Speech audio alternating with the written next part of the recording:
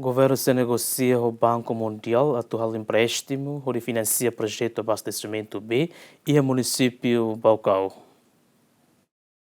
Encontro Conselho Ministro Quartané de Libera onde autoriza a Ministra de Finanças Santina Cardoso a negocia com o Banco Mundial a contratação de empréstimo IDA, a Rússia Associação Internacional de Desenvolvimento, onde financia projeto de abastecimento B e o município Baucau. O projeto integra a fase da RUA, que é Iniciativa Regional de Segurança no Resiliência Hídrico Banco Mundial NIM, o objetivo é acesso a serviço abastecimento B, ne bezere o seguro e a área selecionada Sira e a Baucau, ne envolve construção na operação sistema centralizado e ne resiliente para mudanças climáticas, ou capacidade a beneficiar basic ema a região torrecenito.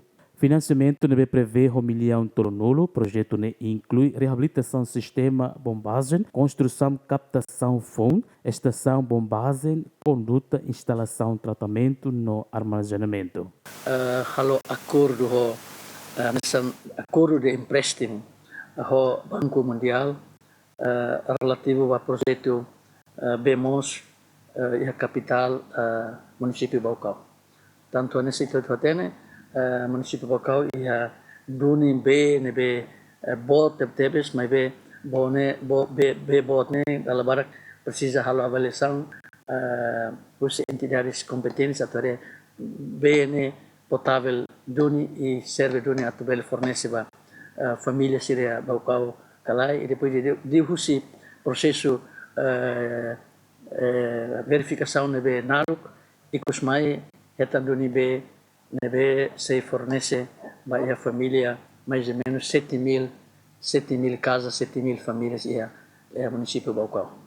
E hoje o Conselho Ministro delibera onde for autorização da senhora Ministra das Finanças a a negociação